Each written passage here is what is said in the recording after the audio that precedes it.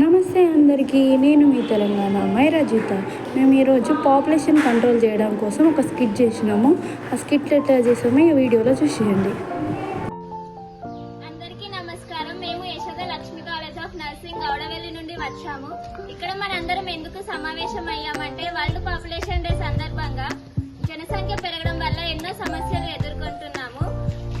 దీన్ని ఎలా తగ్గించాలి అనే విధానంపై మేము స్కిట్ రూపంలో మీకు తెలియజేస్తాము. నేను కోడలు పాత్రను పోషిస్తున్నాను.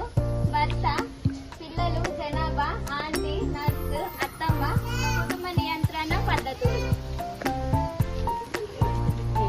నేను జనసంఖ్య పెరిగిపోవడం వల్ల నేను రోజు రోజుకి పెరిగిపోతున్నాను.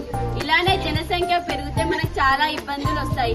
అవి ఏంటంటే అనారోగ్యం, పేదరికం, ఉద్యోగం లేకపోవడం, ఆహారం దొరకపోవడం, చదువు ఇంకా సరిగా అందకపోవడం, ఇవన్నీ ఇబ్బందులు మనకు వస్తాయి. ఇవన్నీ ఎలా నియంత్రించాలో ఈ స్కిట్ రూపంలో చూద్దాం.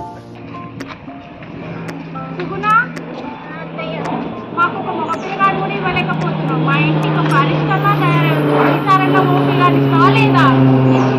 అలా మాట్లాడుతున్నారు. నాకు ఇప్పటికీ 3 పిల్లలు ఉన్నారు. మళ్ళీ మగ పిల్లవాడు అంటే నాకు వద్దయ్యా, సారీగా నా ఆరోగ్యం కూడా బాగుండట్లేదు.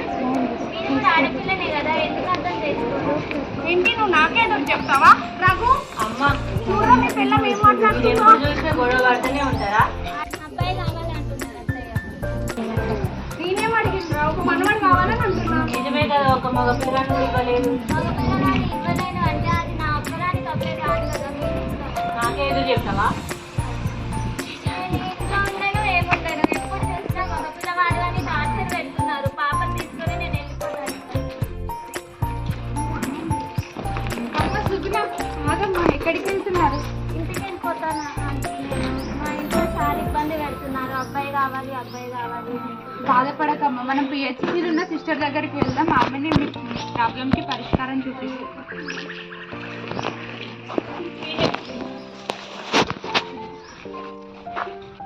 ఏమైందమ్మా? మేడం, మాకు 3 పిల్లలు ఉన్నారు. అంటే మళ్ళీ మా ఇంట్లో మా ఆయన, మా అత్తయ్య అబ్బాయి కావాలి, అబ్బాయి కావాలి అని చాలా టార్చర్ పెడుతున్నారు. ఏంటి నీకు 3 పిల్లలా? సరే, నేను మీ కుటుంబ సభ్యులతో మాట్లాడతాను. మీ ఇంటికి వెళ్ళి వాళ్ళతో వివరించుకుందాం. వాళ్ళకి నమస్కారం అండి. ఏంటి ఇప్పటికే అమ్మాయికి 3 పిల్లలు ఉన్నారు అని చెప్తుంది. మళ్ళీ మన్మడు కావాలి అనేసి అంటున్నారంట. చిన్న కుటుంబం ఉండడం వల్ల ఎన్ని లాభాలు ఉంటాయి, పెద్ద కుటుంబం ఉండడం వల్ల ఎన్ని నష్టాలు ఉంటాయో మీకు తెలుసా? పెద్ద కుటుంబం ఉండడం వల్ల చాలా నష్టాలు ఉంటాయి. ఆర్థిక సహాయం ఉండకపోవడం, చదువు సరిగా అందకపోవడం, ఆహారం సరిగా దొరకకపోవడం, ఇంకా ఇలాగా ఎన్నో ప్రాబ్లమ్స్తో గురవుతూ ఉంటారు కదా. మా ఇంట్లో ఒక్కరు పెరగడం వల్లనే ఈ జనం కంటే పెరిగిపోతుందా? ఈ యొక్క ఇంట్లో జనాభా వల్ల కాదు. ఇలాగే మీలాగే ఇంకో కుటుంబం వాళ్ళు కూడా మాకు కూడా ఇంతమంది ఉన్నారు కదా అనేసి చాలా మంది అనుకుంటున్నారు కదా. అవును మేడం, నిజమే. మేము ఆర్థికంగా ఇబ్బంది పడుతున్నాం. దీనికి పరిష్కారం ఏంటో మీరే చెప్పండి. సరే, మీరు ఆర్థికంగా చాలా ఇబ్బంది పడుతున్నారు అని చెప్తున్నారు.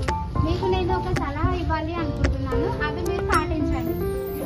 తాత్కాలిక పద్ధతులు.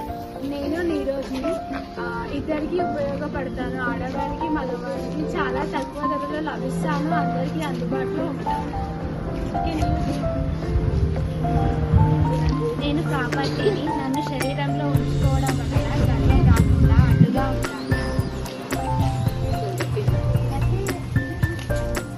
నేను మాత్రాన్ని నన్ను నెలసరి అయిపోయిన 5వ రోజు నుండి 28 రోజులు వాడాలి. నేను గర్భం రాకుండా సహాయపడతాను. శాశ్వత పద్ధతులు. నేను ట్యూబెక్టమీ. ఇది ఒక చిన్న ఆపరేషన్. ఇది ఆడవాళ్ళలో చేస్తారు. ఇది చేయడం వల్ల శాశ్వతంగా గర్భం రాకుండా నివారించవచ్చు. నేను వాసెక్టమీ. ఇది చిన్న ఆపరేషన్. ఇది మగవాళ్ళలో చేస్తారు. ఇది చేయడం వల్ల పిల్లలు పుట్టకుండా శాశ్వతంగా నివారించవచ్చు. పద్ధతులన్నీ పాటించడం వల్ల మనం అందరం జనసంఖ్య తగ్గించవచ్చు. నా బరువు కూడా తగ్గిపోతుంది. అప్పుడు అందరు ఆరోగ్యంగా ఉంటారు. ఇంకా అన్ని అవసరాలు తీరుతాయి.